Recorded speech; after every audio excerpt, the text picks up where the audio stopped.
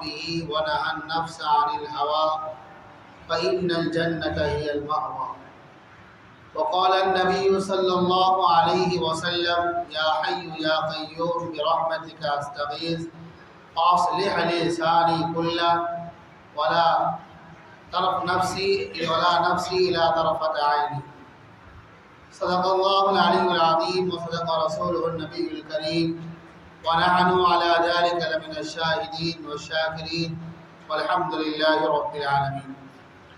معزز سامعین کرام و بزرگان اعظام و نوجوان ساتھیوں، اللہ تبارک و تعالیٰ کا لاکھ لاکھ شکر احسان و کرم کہ اللہ تبارک و تعالیٰ نے نماز جمعہ ادا کرنے کے لیے ہم سب کو اپنے پاک گھر میں جمع فرمایا، اور بے پناہ درود و سلام آقا مدنی احمد مجتبیٰ محمد مصطفیٰ صلی اللہ تعالیٰ علیہ وسلم اور ان کے مقدس ساتھیوں پر جن کے صدقے دفیر یہ دین یعنی دین اسلام ہم تک پہنچا۔ مزید اللہ تبارک و تعالیٰ سے دعا کہ اللہ تعالیٰ ہم سب کو آج کے اس جمعہ کہی اور سنی ہوئی باتوں پر عمل کی توفیق عطا فرمائے، آمین۔ میرے محترم بزرگ اور دوستو، آج کے جمعہ میں آپ حضرات کے سامنے نفس پرستی سے نجات کیوں اور کیسے، یعنی نفس کی اصلاح کی غرض سے آج اس جمعہ میں آپ حضرات کے سامنے چند باتیں رکھنے کی کوشش کروں گا۔ سب سے پہلی بات یہ ہے کہ ابھی میں نے آپ حضرات کے سامنے خطبہ مسنونہ کے دوران قرآن مجید سورہ نازعات کی ایک بہت ہی مشہور و معروف آیت کریمہ تلاوت کی ہے۔ اللہ تبارک و تعالیٰ نے اس آیت کریمہ کے اندر جنت الفردوس کی کامیابی حاصل کرنے کے لیے دو بڑی بنیادی شرط لگا دی۔ جنت کیسے ملے گی، جنت میں جانے والے لوگوں کی پہچان دنیا میں کیا ہے، اور کس طرح جنت ملے گی، اللہ تبارک و تعالیٰ نے اس آیت کریمہ میں بیان فرمایا۔ تو دو بنیادی شرط اللہ تبارک و تعالیٰ نے اس آیت کریمہ میں جنت الفردوس کی کامیابی کے لیے لگائی ہے۔ ان میں سے پہلی شرط، پہلی صفت اللہ تبارک و تعالیٰ نے یہ بیان کیا کہ وَأَمَّا مَنْ خَافَ مَقَامَ رَبِّهِ وَنَهَى النَّفْسَ عَنِ الْهَوَىٰ، کہ جو شخص اللہ رب العالمین کے سامنے کھڑے ہونے سے ڈرتا ہو، وَأَمَّا مَنْ خَافَ مَقَامَ رَبِّهِ، جو اللہ کے سامنے قیامت کے دن حساب دہی سے ڈرتا ہو، جو عدالت وہاں قائم ہوگی اس عدالت میں حساب و کتاب سے جو دنیا میں ڈرتا ہو، کانپتا ہو، پریشان رہتا ہو، روتا ہو، اللہ کا خوف اللہ کا ڈر اس کے دل میں بسا ہوا ہو۔ اور دوسری شرط اللہ تعالیٰ نے یہ لگائی وَنَهَى النَّفْسَ عَنِ الْهَوَىٰ، کہ جو دنیا میں خواہشات کو روکنے والا ہے۔ نفس بہت کچھ چاہتا ہے، نفس بہت کچھ چاہے گا، غلط بھی، صحیح بھی، حلال بھی، حرام بھی، جائز بھی، ناجائز بھی، صحیح غلط بہت کچھ چاہتا ہے، لیکن آدمی اپنی ایمانی طاقت کی زنجیر سے غلط چیزوں کو لگام دے کر صحیح چیزوں کا ابھار اور پیش کرے، تو ایسے آدمی کے اللہ تبارک و تعالیٰ نے فرمایا کہ اس کا مقام اور ٹھکانہ فإن الجنة هي المأوى، اس کا ٹھکانہ کیا ہوگا، جنت ہوگا۔ تو جنت اتنی سستی نہیں، اتنی آسان نہیں کہ ہر کوئی کو مل جائے گا۔ تو بڑی بڑی شرط لگائے۔ پہلی شرط کہ اللہ کا خوف دل میں آ جائے، اللہ کا ڈر ہمارے دل میں آ جائے، اللہ کی خشیت ہمارے دل میں آ جائے، اور ہم خواہشات کو، جو نفس غلط خواہشات چاہتا ہے اس کو ہم روکنے والے، کنٹرول کرنے والے بن جائے، اور اس کے بعد جو ہے ہم صحیح چیزوں کے مطابق زندگی گزارنے والے بن جائے، فإن الجنة، اس کا ٹھکانہ کیا ہے، جنت۔ تو میرے محترم بزرگ اور دوستو، اس آیت کریمہ کی روشنی میں ہمیں اور آپ کو یہ بات معلوم ہوتی ہے کہ ہماری زندگی کے دو بڑے دشمن ہیں، دو بڑے بڑے دشمن ہیں۔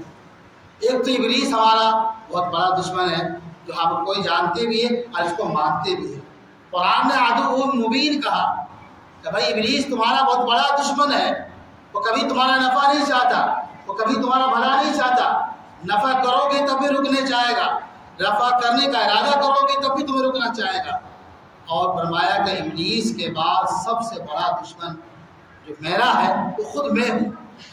میرا دشمن میں، آپ کا دشمن آپ. ابلیس کے بعد میرا سب سے بڑا دشمن جو ہے وہ خود میرا نفس ہے. ابلیس کے بعد آپ کا سب سے بڑا دشمن جو ہے وہ آپ کا نفس ہے. اس لیے میرے محترم بزرگ اور دوستو، اللہ تعالیٰ نے جو 50 سالہ 60 سالہ جو مختصر سی ہمیں اور آپ کو زندگی دی ہے، اس زندگی میں ہمیں ان دونوں چیزوں سے لڑ کر جینا ہے. اور دنیا کا کوئی بھی لڑائی، کوئی بھی معرکہ وہی شخص جیتے گا جو اپنے نفس سے لڑ کر جیتنا چاہتا ہے. اور شریعت مطہرہ کہتی ہے کہ یہ بہت بڑی چیز ہے، بہت بڑی کامیابی ہے، بہت بڑی فتح ہے کہ جس آدمی کو اپنے نفس پر لگام دینے کا ہنر آ جائے، اپنے نفس کو کچلنا آ جائے، اپنے نفس کو زیر کرنا آ جائے، اپنے نفس کو شکست کرنا آ جائے، اپنے نفس پر غالب آ جائے، نفس کو مغلوب کر دے. فرمایا کہ شریعت مطہرہ کہ یہ بہت بڑی چیز ہے، بہت بڑی فتح ہے. اگر آدمی کو اپنے نفس کو کچلنا نہ ہے، آدمی کو اپنے نفس کو زیر کرنا نہ آئے، آدمی اپنے نفس کو غالب نہیں کر سکے، تو دنیا کے 100 معرکے بھی فتح کر لے، شریعت مطہرہ کہتی ہے کہ ان کی تمام فتوحات، ساری فتوحات جو ہے بیکار ہے جس آدمی کو اپنے نفس سے لڑ کر جیتنا نہ آئے. لیکن آج میرے محترم بزرگ اور دوستو، ہماری اور آپ کی زندگی کا بہت بڑا مسئلہ ہے نفس پرستی، نفس کی غلامی. اکثر لوگوں کی تعداد آپ کو مل جائیں گے جو اس بڑے دشمن سے غافل ہے. نفس جدھر چاہتا، جیسا چاہتا اس کو ویسی زندگی ویسی گزارنا شروع کر دیتا ہے. نفس کا غلامی، نفس کا پجاری، نفس پرستی بنا ہوا ہے. شریعت دیکھتا ہے، اللہ کا احکام دیکھتا ہے، بس دل نے جو چاہا، نفس نے جو چاہا ویسی اپنی زندگی کو گزارتا ہے. اب بہت بڑی تعداد میں لوگ جو ہے اس شر سے، جو قرآن حدیث کہہ رہا ہے کہ بھائی نفس جو ہے یہ تمہارا بہت بڑا دشمن ہے، اس دشمن سے ہم اور آپ غافل ہوتے ہیں. ہم اور آپ اس کا اندازہ بھی لگا سکتے ہیں کہ اگر اطاعت و بندگی میں رکاوٹ ہے تو ہمارا نفس رکاوٹ ہے. بہت ساری نیکیاں ہیں ہم حاصل کرنا چاہتے ہیں، حاصل کر سکتے ہیں، لیکن ان چیزوں میں دیکھو گے رکاوٹ ہے تو نفس ہے. کئی گناہ ہیں جو ہم نفس کی غلامی کی وجہ سے کرتے ہیں. اللہ تبارک و تعالیٰ نے اعلیٰ درجات، اعلیٰ مقامات، بڑے بڑے اونچے درجات اور مقامات رکھے ہیں. ان مقامات سے، ان اعلیٰ درجات سے ہم اور آپ محروم ہو جاتے ہیں بعض نفس کی غلامی کی وجہ سے. اور ہم یہ سوچتے نہیں کہ وہ نفس ہمارا دشمن ہے. آج ہم دشمن کو مخالفین کی صفوں میں ڈھونڈنے کی شروع کرتے ہیں کہ فلاں سے تو میں ہو گیا، یہ میرا دشمن ہے، فلاں سے میری بنتی نہیں ہے، یہ میرا دشمن ہے. شریعت کہتی ہے کہ بھائی اس کے علاوہ بھی آپ کا دشمن ہے، آپ کا نفس بھی آپ کا دشمن ہے. تو بہت ساری چیزیں، بہت سارے عبادات ہیں، اس کے کرنے کے وقت جو ہمارا نفس ہمارے بیچ رکاوٹ بن جاتے ہیں. حی علی الصلاۃ، حی علی الفلاح کی آواز ہم سنتے ہیں، ہمارے اندر شعور ہے، سمجھ بوجھ ہے کہ مسجد ہے، مسجد میں نمازیں ہوتی ہے، سب کچھ جانتے ہیں. جاننے کی صلاحیت ہونے کے باوجود ہمارا رخ کاروبار کو چھوڑ کر، دنیاوی مشغول مصروف کو چھوڑ کر مسجد کی طرف رخ کرنا، یہ ہمارے نفس کی غلامی ہے، نفس کی رکاوٹ ہے. بہت سارے رشتے دار سے ہماری بات چیت نہیں ہوتی. دل چاہتا ہے کہ بھائی سے بات کر لو، بات نہیں ہوتی ہے. بہن سے بات کر لو، چچا سے بات کر لو، فلاں فلاں پڑوسی سے، اڑوس پڑوس سے، گاؤں والے سے، خاندان سے ہماری بات چیت نہیں ہوتی ہے. دل چاہتا ہے کہ ان سے بات کرو، رشتے داروں کو نبھاؤ، لیکن ہمارے نفس، ہمارا غرور، ہمارا انا یہ رکاوٹ بن جاتا ہے. تو بہت ساری چیزوں کے اندر جو ہے ہمارا نفس جو ہے رکاوٹ بن جاتا ہے. تو قرآن اور حدیث ہمیں اور آپ کو سمجھا رہے کہ ہمارا 2 دشمن ہے، ایک ابلیس جو ہمارا کبھی بھلا اور نفع نہیں چاہتا، ایک ہمارا نفس، نفس کا میلان، رجحان ہمیشہ غلط چیزوں کی طرف زیادہ ہوتا ہے. اس وقت ہمیں آپ کو روکنا ہے، کنٹرول کرنا ہے، ایمان طاقت سے ہمیں اس کے لیے کنٹرول کرنا ہے، زیر کرنا ہے. تو 2 دشمن ہیں، اس سے ہمیں اور آپ کو ہمیشہ جو ہے ہوشیار رہنا ہے. میرے محترم بزرگ اور دوستو، نفس پرستی کتنا بڑا مسئلہ ہے اور کتنی بڑی آفت ہے، آپ قرآن و حدیث سے اندازہ لگا سکتے ہیں کہ ابلیس کو ابلیس کس چیز نے بنایا. نہ تو ابلیس نے کفر کیا تھا، نہ ابلیس نے شرک کیا تھا، نہ ہی کوئی بہت بڑا گناہ کیا تھا. اس کے باوجود اللہ کے دربار سے دھتکارا گیا، اللہ کے یہاں سے انہوں نے ملعون قرار دیا، انہیں ملعون ہوا. نہ شرک کیا، نہ کفر کیا، اس کے باوجود کس چیز نے؟ اسی نفس کی غلامی نے. جب اللہ تبارک و تعالیٰ سے کہا کہ بھائی آدم کو سجدہ کرو، اسجدوا لآدم، آدم کو سجدہ کرو، انہوں نے انکار کر دیا. اور انکار کرتے وقت کیا کہا؟ انا خیر منہ، کہ میں اس سے بہتر ہوں. انا خلقتہ من النار، یا اللہ پیدا کیا ہے اور آپ کی خاصیت بلندی ہے، اونچائی ہے، وخلقتہ من النار، اور آپ نے آدم کو جو ہے مٹی سے پیدا کیا ہے اور مٹی کی خاصیت نیچے پستی ہے، لہذا اعلیٰ ادنا کو سجدہ نہیں کر سکتا ہے، ادنا اعلیٰ کو سجدہ کرے گا۔ تو انہوں نے غرور، اس کو جو ہے فرشتوں کا صحبت نصیب تھا، فرشتوں کے سامنے اٹھتے بیٹھتے تھے۔ ایک وقت ایسا تھا کہ اللہ کا محبوب بندہ ہوا کرتا تھا، اللہ کا مقرب بندہ ہوا کرتا تھا، لیکن اس کے نفس نے، اس کے نفس کے اہنکار نے اسے کہاں سے کہاں پہنچا۔ تو میرے محترم بزرگ اور دوستو، نفس پرستی یہ بہت بڑا مسئلہ ہے۔ قرآن و حدیث ہمیں بار بار سمجھایا جا رہا ہے کہ میں اپنے نفس سے آگاہ رہو، اپنے نفس کے سر سے، اپنے نفس کے معاملات سے ہوشیار رہو۔ اللہ کے نبی نبی محمد رسول اللہ صلی اللہ علیہ وسلم خطبہ جمعہ کے دن پڑھا کرتے تھے، ہم بھی پڑھا کرتے ہیں، آپ لوگ سنتے بھی ہیں کہ وَنَعُوذُ بِاللَّهِ مِن شُرُورِ أَنفُسِنَا۔ اللہ کے نبی صلی اللہ علیہ وسلم یہ دعا کرتے تھے، یا اللہ میں شیطان مردود کی نفس کے شرارت سے جو ہے آپ سے پناہ چاہتا ہوں، آپ کی پناہ چاہتا ہوں۔ اس کے علاوہ اللہ کے نبی صلی اللہ علیہ وسلم کی جو صبح و شام کی جو دعائیں ہیں، جو اذکار ہیں، اس میں بھی یہ تربیت ہمیں اور آپ کو ملتی ہے کہ اللہ کے نبی جناب محمد رسول اللہ صلی اللہ علیہ وسلم نے کہا کہ یا حی یا قیوم برحمتک استغیث، اے ہم ذات جو ہمیشہ سے رہنے والا ہے، جن کے بلبتوں پر پوری کائنات قائم ہے، استغیث میں آپ سے فریاد کرتا ہوں کس چیز کی؟ فاصلح لسانی کلہ، کہ میرے صبح کے تمام معاملات کو، میرے شام کے تمام معاملات کو آپ ہی درست فرما دیجیے۔ وَلَا تَكِلْنِي إِلَىٰ نَفْسِي طَرْفَةَ عَيْنٍ، اور مجھے پل بھر کے لیے، لمحے بھر کے لیے اپنے آپ خود کا حوالہ، پل بھر کے لیے ہمیں نفس کا حوالہ مت کیجیے۔ یہ اللہ کے نبی صلی اللہ علیہ وسلم کے اذکار ہیں۔ تو اللہ کے نبی صلی اللہ علیہ وسلم نفس کی شرارت سے، نفس کے معاملات سے جو ہے اللہ کے نبی صلی اللہ علیہ وسلم جو ہے پناہ مانگا کرتے ہیں۔ اس لیے میرے محترم بزرگ اور دوستو، اپنے نفس سے آگاہ رہنے کے لیے جو ہے ہمیں اور آپ کو احتساب کرنا ہے۔ خود احتسابی بہت بڑی چیز ہے، اور خود احتسابی کے بغیر کوئی آدمی متقی و پرہیزگار نہیں ہو سکتا ہے۔ اگر پہنچ بھی جائے عبادات کے بل بوتے پر تو وہ گر بھی سکتا ہے۔ اس لیے احتساب کرو، محاسبہ کرو، اپنے آپ کو کبھی تنہائیوں میں پیش کرو، تنہائیوں میں پیش کرو، اور پیش کرنے کے بعد خود کو مجرم ثابت کرو۔ تو بھائی جس طرح جب مدعی کسی کے خلاف کیس کرتا ہے مدعا علیہ کے، تو اس وقت مدعی کی پوری کوشش ہوتی ہے کہ میں مدعا علیہ کو خلاف اور مجرم ٹھہراؤ، انہیں گنہگار ٹھہراؤ۔ شریعت مطہرہ ہمیں اور آپ کو کہتی ہے کہ خود کو کبھی مجرم ٹھہراؤ، طاقت لگاؤ، زور لگاؤ، دنیا کچھ بھی آپ کو کہے کہ فلاں صاحب حاجی ہے، فلاں صاحب نمازی ہے، فلاں صاحب بڑا صدقہ و خیرات کرتا ہے، کچھ بھی دنیا کہے، شریعت کہتی ہے تم اپنے آپ کو مجرم بناؤ۔ یہ کہو کہ اللہ میں نے تیرے حق میں بھی بہت گناہ کیے ہیں، میں تیرے بندوں کے حق میں بھی بڑے نافرمانیاں اور کمی کوتاہی اور گناہ کیے ہیں۔ یہ ادا اللہ کو بہت پسند ہے۔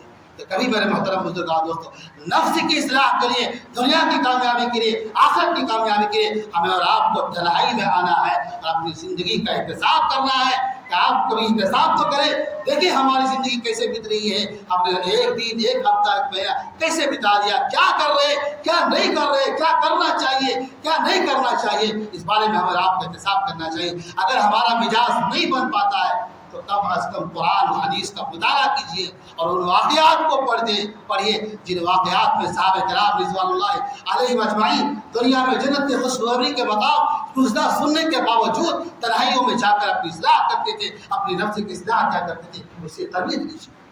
حضرت ابوبکر صدیق رضی اللہ تعالیٰ بہت بڑے اونچے درجے کے صحابی رسول، ایک مرتبہ ایک موقع پر تنہائی میں جا کر اپنی زبان کو نکال کر کھینچتے، عمر فاروق رضی اللہ تعالیٰ کا گزر ہوا، آ کر دیکھتے کہ ابوبکر صدیق رضی اللہ تعالیٰ اپنی زبان کو جو ہے باہر کھینچ رہے، تکلیف دے رہے۔ عمر فاروق رضی اللہ تعالیٰ نے کہا کہ میرے بھائی کیا کر رہے آپ؟ تب ابوبکر صدیق رضی اللہ تعالیٰ نے جواب دیا کہ میں بہت کوشش کرتا ہوں اس کی اصلاح کرنے کی، لیکن اصلاح کرنے کے باوجود، دھیان دینے کے باوجود، محنت کرنے کے باوجود کئی دفعہ مجھے ہلاکت کے قریب کر دیا۔ بخاری شریف کی حدیث ہے، اللہ کے نبی جناب محمد رسول اللہ صلی اللہ علیہ وسلم نے فرمایا کہ کبھی کبھار انسان ایک جملہ زبان سے نکالتا ہے اور اس کی زندگی کی تمام نیکیوں کو جملہ برباد کر کے رکھ دیتا ہے۔ بخاری شریف کی حدیث ہے کہ بنی اسرائیل میں دو آدمی تھے، ایک آدمی بڑا نیک تھا، پورا گاؤں جانتا تھا، اور ایک آدمی بڑا گنہگار تھا، پورا گاؤں جانتا تھا۔ آدمی نیک ہو، نیک ہونا بھی چاہیے، لیکن نیکی کے ساتھ اگر غرور آ جائے تو بڑی خطرناک ہے۔ تو اس نیک عابد کو، زاہد کو جو غرور آ گیا، اور غرور کے بلبتوں پر جو ہے انہوں نے اس گنہگار سے کہہ دیا جا، اللہ تجھے خدا کی قسم کبھی معاف نہیں کرے گا۔ اللہ ناراض ہو جاتے، اللہ ناراض ہو گیا اور آواز آئی کہ تم کون ہوتے ہو میرے بندے کو یہ کہنے والے؟ کس نے تمہیں یہ طاقت دی؟ کس نے تمہیں کہنے کی ہمت ہوئی؟ کاش تمہیں کہنے کی ہمت ہوئی، تم کون ہوتے ہو؟ جاؤ، میں نے اس گنہگار کو معاف کر دیا اور تیرے اس ایک جملے کی وجہ سے تمہاری زندگی کی ساری نیکیوں کو میں نے برباد کر رکھ دیا اور تمہیں جہنم میں بھیج دیا۔ تو ایک جملہ کبھی کبھار آدمی انسان اپنے منہ سے نکالتا ہے اور اس کی زندگی کے تمام نیکیوں کو برباد کر کے رکھ دیتا ہے۔ تو ابو بکر صدیق رضی اللہ عنہ جو ہے اپنی زبان کو پکڑ کر اصلاح کر رہے، دیکھ سنبھل کر استعمال، غلط جگہ پہ استعمال مت ہو، غلط مت بولو۔ تو اب وہ صحابہ کرام رضوان اللہ اجمعین جو ہے جہاں بھی گڑبڑی اور کمی کوتاہی ملتی تھے فوراً تنہائی میں جا کر اس کی اصلاح کر دیتے تھے۔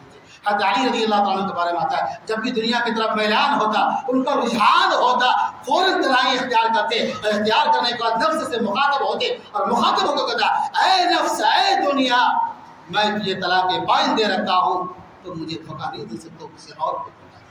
تو میرے محترم بزرگ اور دوستو، نفس کی فطرے سے ہمیں آگاہ رہنا چاہیے، ہمیں ہوشیار رہنا چاہیے اور ہمیں بیدار رہنا چاہیے۔ اور اس کے لیے میرے محترم بزرگ اور دوستو جو ہے ہمیں اور آپ کو محاسبہ کرنا ہوگا، ٹٹولنا ہوگا کہ ہم کیا کر رہے، ہمیں کیا کرنا چاہیے، اللہ نے ہمیں دنیا میں کیوں بھیجا ہے اور ہم یہاں کیا کر رہے ہیں، اس کے لیے محاسبہ کرنا ہوگا۔ تو میرے محترم بزرگ اور دوستو، اللہ تبارک و تعالیٰ نے اس نفس کے اندر خیر کی بھی صفت رکھی ہے اور شر کی بھی صفت رکھی ہے۔ اللہ تبارک و تعالیٰ نے اس نفس کے اندر نیکی کی بھی صلاحیت رکھی ہے اور گناہ کی بھی اور برائی کی بھی صلاحیت رکھی ہے۔ منفی صفات بھی پائے جاتے ہیں اور مثبت صفات بھی پائے جاتے ہیں، لیکن آدمی کو کرنا یہ ہے کہ منفی صفات کو، بری صفات کو، بری صلاحیت کو، بری طاقت کو کچل کر جو ہے مثبت صفات کو، اچھی صفات کو پیدا کرنا، یہی تزکیہ نفس کہلاتا ہے۔ تو نفس کے اندر میرے محترم دوستو کئی منفی صفات، بری صفات پائی جاتی ہے، ان میں سے ایک صفت یہ پائی جاتی ہے جو نفس کے اندر کہ اپنی تعریف سننا۔ ہر کوئی اپنی تعریف سننے کو پسند کرتا ہے، میں بھی اپنی تعریف سننا پسند کرتا ہوں، آپ بھی اپنی تعریف سننا پسند کرتا ہے، ہر کوئی اپنی تعریف سننا پسند کرتا ہے۔ اور جب کوئی کسی کی تعریف کرتا ہے تو خوشی سے پھول جاتے ہیں، بہت خوش ہو جاتے ہیں۔ شریعت مطہرہ نے اس مزاج کو ناپسند قرار دیا ہے اور یہ کہا ہے کہ عام حالات میں کبھی بھی کسی کی جو ہے منہ پہ تعریف نہ کرو۔ اگر کوئی منہ پہ تعریف کر رہا ہے تو اس کے منہ پہ مٹی بھر، اس کے منہ پہ مٹی بھر دو، فوراً اس کو منع کر دو۔ عام حالات میں منہ پہ تعریف کرنے سے منع کیا گیا ہے، کیونکہ جب آدمی تعریف کرتا ہے تو خوش ہو جاتے ہیں اور اس کے اندر غرور اور تکبر آ جاتا ہے، اس لیے جو اس سے منع کیا گیا ہے۔ تو شریعت نے اس مزاج کو ناپسند قرار دیا اور نفس چاہتا ہے کہ میری تعریف ہو، لوگ مجھے کہے کہ میں ایسا ہوں ویسا ہوں۔ تو شریعت مطالعہ نے اس منفی صفات کو جو ہے اس سے بچنے کی اور اس سے کچلنے کی جو ہے ہمیں اور آپ کو کہا ہے۔ اسی طرح میرے محترم بزرگ اور دوستوں، منفی صفات میں سے ایک صفت اور بری صفات میں سے یہ کہ ہر انسان کے نفس کے اندر یہ مزاج ہوتا ہے بڑائی چاہنا۔ ہر کوئی چاہتا ہے کہ مجھے بڑا کہے، مجھے اچھا کہے، میری تعریف کرے، مجھے سخی کہے، مجھے اچھا کہے، یہ کہے۔ شریعت مطہرہ نے بھی جو ہے مزاج کے اندر جو بڑائی چاہنے کا مزاج ہوتا ہے، شریعت مطہرہ نے جو ہے اس سے بھی منع کیا ہے اور اس سے بھی کچلنے کو کہا ہے۔ اللہ کے نبی جناب محمد رسول اللہ صلی اللہ علیہ وسلم دعا مانگا کرتے تھے، اللہم اجعلنی فی اعینی صغیرا، اللہ مجھے خود کے نظر میں چھوٹا بنا، بڑا بنو، بڑا صفات پیدا کرو، کمال اپنے اندر لاؤ، ہنر اپنے اندر لاؤ، لیکن اپنے آپ کو بڑا نہ سمجھو، اپنے آپ کو بڑا نہ کہو، اپنے آپ کو دل میں بڑا تصور مت کرو۔ اللہ کے نبی کی دعا ہے، اللہم اجعلنی فی اعینی صغیرا، اللہ مجھے خود کی نظروں میں چھوٹا بنا دے، وفی اعین الناس کبیرا، اور لوگوں کی نظروں میں مجھے بڑا بنا دے۔ لوگ بڑا کہے، خود یہ مت سمجھو کہ لوگ مجھے بڑا کہے، یہ تصور، یہ خیال مت رکھو۔ عتبہ بن عثمان رضی اللہ عنہ اللہ کے جناب محمد رسول اللہ صلی اللہ علیہ وسلم فرماتے ہیں کہ اللہ تبارک و تعالیٰ سے دعا مانگتے تھے، یہ پناہ مانگتے تھے، یا اللہ میں اس عمل سے پناہ چاہتا ہوں کہ لوگ مجھے بڑا کہے، اور میں یہ چاہوں بھی کہ لوگ مجھے بڑا کہے اور حقیقت میں تیرے نظر میں میں بہت چھوٹا ہوں، اس سے پناہ مانگا کرتے ہیں۔ یہ بھی بہت بری صفت ہے، مزاج کے اندر چاہتا ہے کہ لوگ یہ چاہیں، لیکن صفت کو کچلنا ہے اور مثبت جو صفات ہے اسے اختیار کرنا ہے۔ اسی طرح میرے محترم دوستوں، منفی جو صفات ہے ان میں سے ایک صفت یہ بھی ہے حرص و لالچ۔ دیکھ سکتے ہیں گاؤں سماج میں ہر کوئی کے اندر، کمی بیشی سب کے اندر حرص و لالچ، جسے اللہ تبارک و تعالیٰ نے قرآن مجید کے اندر الہاکم التکاثر سے تعبیر کیا کہ ہر آدمی یہ چاہتا ہے کہ مال زیادہ مل جائے، دولت زیادہ مل جائے، عزت زیادہ مل جائے، شہرت زیادہ مل جائے، عہدہ مل جائے، ہر چیز میں مزید زیادہ اللہ تعالیٰ نے فرمایا الہاکم التکاثر، اس تکاثر نے تمہیں موت سے غافل کر رکھا ہے حتی زرتم المقابر، یہاں تک کہ موت کا فرشتہ تمہارے پاس آیا تک تمہاری موت۔ اور اسی پر اللہ کے نبی جناب محمد رسول اللہ صلی اللہ علیہ وسلم نے حدیث کے اندر تعبیر کیا کیا فرمایا کہ آدمی کو اگر 2 وادی سونے کا مل جائے تو تیسری وادی کی تلاش جستجو، 2 کے بعد بھی پیٹ نہیں بھرے گا، تیسری کو پانے کی محنت اور جستجو کرے گا۔ اللہ کے نبی نے فرمایا قبر کی مٹی اس کی بھوک کو جو ہے مٹا سکتے ہیں۔ تو میرے محترم بزرگوں دوستوں، مال کا زیادہ ہونا، دولت کا زیادہ ہونا، اللہ کے نبی نے فرمایا یہ مالداری نہیں ہے۔ الغنا غنى النفس، نفس کی بے نیازی یہ مالداری ہے۔ ایک آدمی کمانے کے بعد، محنت کرنے کے بعد جو روزی ان کو مل گیا، دستیاب ہو گیا، اسی پر خوش ہو جائے، اللہ کا شکر ادا کرے۔ اللہ کے نبی فرمایا یہ سب سے بڑا مالدار ہے۔ رزق کے کفاف کے ملنے کے بعد اللہ کے نبی نے فرمایا اسلام کی دولت ملنے کے بعد جس کو رزق کے کفاف مل گیا اور اسی پر راضی اور خوش ہو گیا، اللہ کا شکر ادا کرتا رہا، فرمایا اس کی زندگی دنیا میں بھی بہتر ہوتی ہے اور آخرت میں بہتر ہوں گے، اور یہی سب سے بڑا مالدار ہے۔ تو میرے محترم دوستو، دل کے اندر حرص و لالچ پیدا ہوتا ہے کہ ہر چیز زیادہ ہو جائے، ہر چیز اچھی ہو جائے، ہر چیز بہتر ہو جائے، لیکن شریعت مطہرہ نے اس مزاج کو ناپسند قرار دیا ہے، اسے کچلنا ہے۔ اور جو مثبت صفات ہے کہ جو ملا جتنا ملا اسی پہ راضی رہو، اسی پہ خوش رہو، اللہ کا شکر ادا کرو، اس کو شریعت نے جو ہے پسند کیا ہے۔ اس طرح میرے محترم بزرگوں اور دوستو، نفس کے مزاج یہ بھی ہوتا ہے کہ بھائی غصہ، نفس کے اندر غصے کا اظہار، یہ نفس چاہتا ہے کہ غصے کا اظہار ہو۔ اور امام شافعی علیہ رحمہ فرماتے ہیں کہ جس آدمی کو کبھی غصہ نہ آئے وہ گدھا ہے، جس آدمی کو کبھی بھی کسی بھی بات پر غصہ نہ آئے تو وہ گدھا ہے۔ غصہ آنا فطری چیز ہے، غصہ ہر کوئی کہتا ہے، لیکن غصے کے آنے کے بعد اس غصے کا اظہار کر دینا یہ غلط ہے۔ غصہ آنا غلط نہیں ہے، غصے آنے کے بعد اس کا اظہار کر دینا، غصہ آیا گالی دے دی، غصہ آیا تھپڑ مار دیا، غصہ آیا برا بھلا کہہ دیا، غصہ آیا حق مار دیا، شریعت مطہرہ کہتی ہے یہ غلط ہے۔ غصہ آنا یہ فطری چیز ہے، لیکن غصے کا اظہار کر دینا یہ غلط ہے۔ اسی طرح میرے محترم بزرگوں اور دوستوں، نفس چاہتا ہے انتقام، انسان بڑا انتقام بدلہ لینے والا مزاج پیدا ہوا ہے۔ نفس چاہتا ہے کہ کوئی ایک تھپڑ مار دے، اتنا انتقام لینے والا مزاج ہوتا ہے تو وہ کہتا ہے کہ بھائی ایک تھپڑ مارا میں 100 تھپڑ ماروں گا۔ قرآن بھی کہتا ہے وَجَزَاءُ سَیِّئَةٍ مِثْلُهَا سَیِّئَةٍ مِثْلُهَا کہ بھائی جو آدمی آپ کو جتنا زیادہ تکلیف اور اذیتیں پہنچائے آپ اس کو پہنچا سکتے ہیں، حق ہے، لیکن وَلَمَنْ صَبَرَ وَغَفَرَ إِنَّ ذَلِكَ مِنْ عَزْمِ الْأُمُورِ کہ جو آدمی تکلیف پہنچنے کے بعد، اذیت پہنچنے کے بعد، پریشانی پہنچنے کے بعد اور طاقت و قوت رکھنے کے باوجود اگر اس کو معاف کر دے، یہ اللہ کو یہ ادا بہت پسند ہے۔ فرمائیے بڑے پردے والے اور حکمت والے کے نام۔ تو نفس ہے کہ میرے محترم اللہ تبارک و تعالیٰ نے اچھی صفات بھی رکھے ہیں اور منفی بری صفات بھی رکھے ہیں۔ ہمیں اور آپ کو جو اچھی صفات جو ہے اسے فالو کر رہا ہے، اسے مظاہرہ کرنا ہے، اسے ظاہر کرنا ہے، اور جو غلط اور بری منفی صفات ہے اسے ہمیں کچلنا ہے۔ دنیا ہمیں کچھ بھی کہے، آج آدمی اگر کسی کے سامنے جھکتا ہے، معافی مانگتا ہے تو دنیا اسے بیوقوف کہتی ہے، دنیا اسے جو ہے بزدلی کہتے ہیں، لیکن اللہ کے نبی جناب محمد رسول اللہ صلی اللہ علیہ وسلم نے فرمایا کہ طاقت و قدرت رکھنے کے باوجود اگر